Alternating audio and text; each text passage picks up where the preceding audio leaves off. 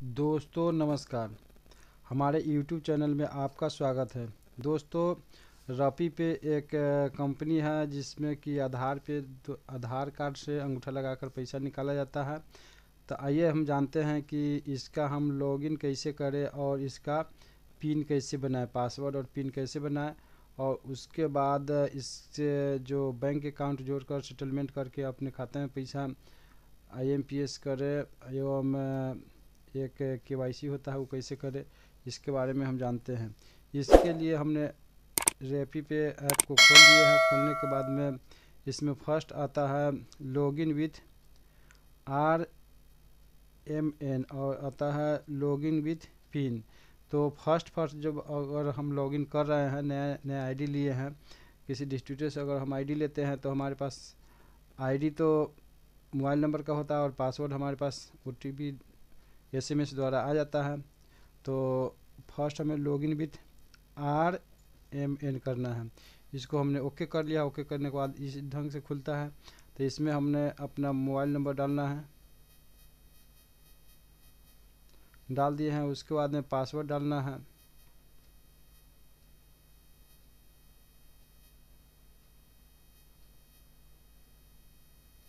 और पासवर्ड डालने के बाद इसको हम लॉगिन करते हैं। लॉगिन करने के बाद इस ढंग से खुलता है इंटरफेस। तो इसमें इंटर OTP और set login pin, confirm login pin 6 अक्षर का है। इसमें हमें 6 अक्षर का पहले तो OTP डाल देना है, उसके बाद में अपना पिन जनरेट कर लेना है। तो हमने इसमें OTP डाल लिए हैं। उसके बाद में सेट लॉगिन पिन, इसको करके और इसमें अपना जो पिन हमें बनाना है उसमें डाल दिए हैं। उसके बाद फिर कंफर्म लॉगिन पिन, इसमें भी जो डालना है पिन बनाना है उसको फिर दोबारा डाल करके और फिर सबमिट कर दिए हैं। सबमिट करने के बाद फिर इस ढंग से इंटरफेस खुलता है और इसको हम ओके कर देते हैं। ओके करने के बाद में फिर यह जो हमारा लॉगिन पिन है जो खोलने के लिए बनाया है वो हम इसमें डाल करके इसको खोल लेते हैं। और खोलने के बाद कुछ इस ढंग से खुलता है। इस ढंग से खोलने के बाद में हम इसमें पैसा निकासी का काम आराम से कर सकते हैं। यानी कि खुल जाने का मतलब है कि मेरा ID चालू है और इससे हम पैसा निकासी कर सकते हैं आसानी से। तो इसमें हमें पैसा निकासी करने का ऑप्शन है। फर्स्ट APS 2 है, यहाँ से हम पैसा निकासी कर सकते हैं। और ऊपर में यहाँ पे हम बैलेंस में देख सकते हैं कि हमारा कितना निकला और कितना शेष बचा हुआ है। तो इसमें हमें करना क्या है कि मूव टू बैंक होता है। जो मान ली कि पैसा हम निकाले और ये वॉलेट में आ गया तो इसे हमें मूव टू बैंक करना है। तो मूव टू बैंक करने के लिए इसमें बैंक खाता नंबर जोड़ना रहता है।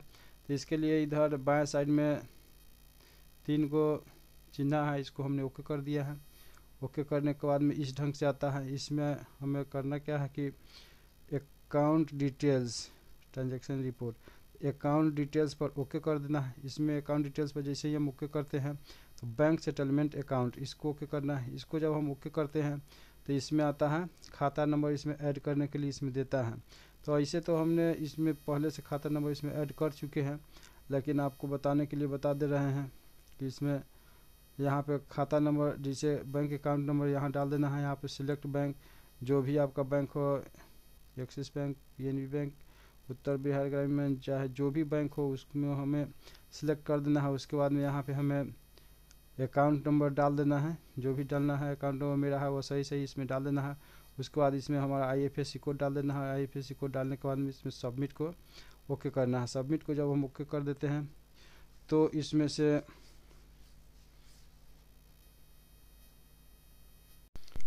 तो इस ढंग से हमने इसमें अपना बैंक अकाउंट नंबर, खाता और IFSC कोड डाल दिया है और नाम भी डाल दिया है। डालने के बाद इसमें सबमिट करना है। जब हम सबमिट करते हैं इस अनुसार से आता है। इसमें से हमारे वॉलेट से पैसा कटता है कुछ और वो हमारे खाता में 1 रुपया क्रेडिट हो जाता है। तो इसको फिर हम ओके कर देते हैं।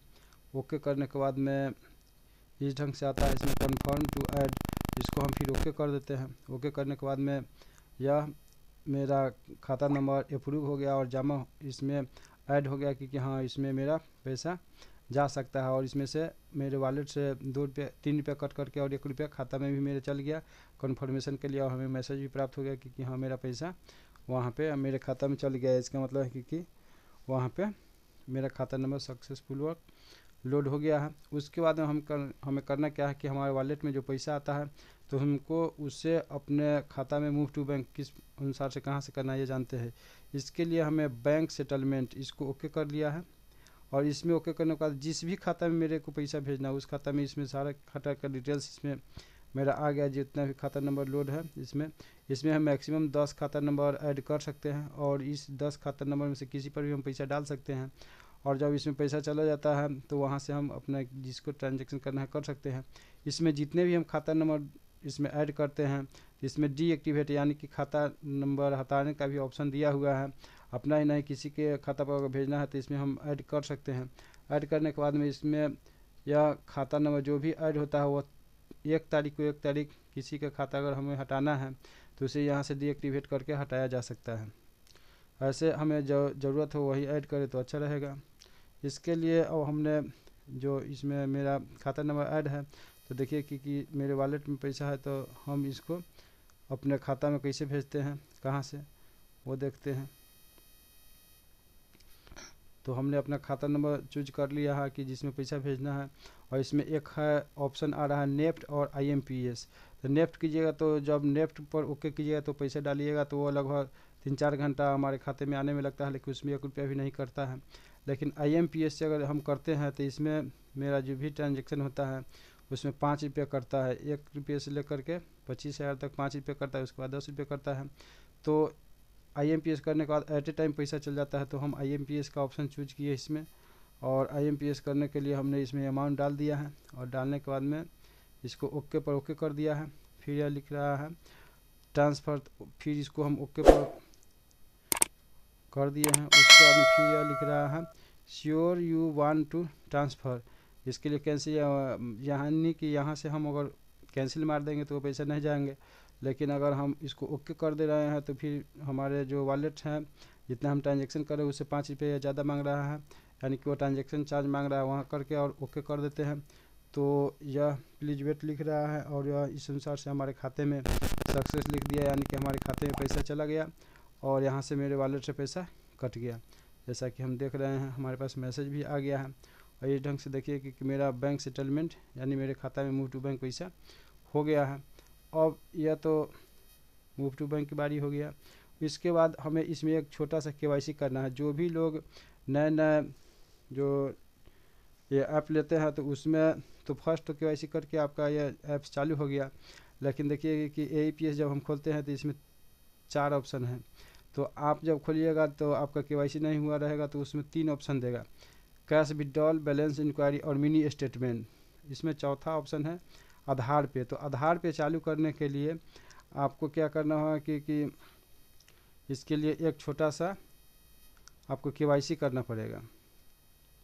KYC करने के लिए आपको, और हमें इसमें छोटा सा KYC करना है eKYC। उसके लिए हमें ये देखिए ऊपर में जो ये स्लाइड है इसको हम आगे की ओर खसका रहे हैं, थोड़ा सा आगे की ओर स्लाइड को खींच रहे हैं। तो ऐसा स्लाइड खींचने से क्या होगा कि eKYC का ऑप्शन आता है।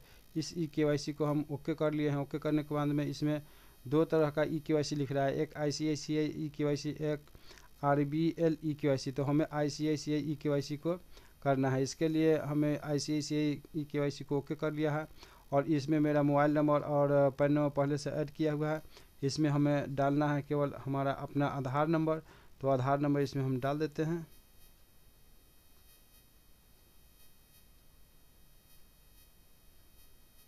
और आधार नंबर डालने के बाद में यहाँ पे नीचे ऑप्शन देता है आई एक्सेप्ट मेंटेनेंस, और इसको करने के बाद में यह नेक्स्ट का ऑप्शन दे रहा है।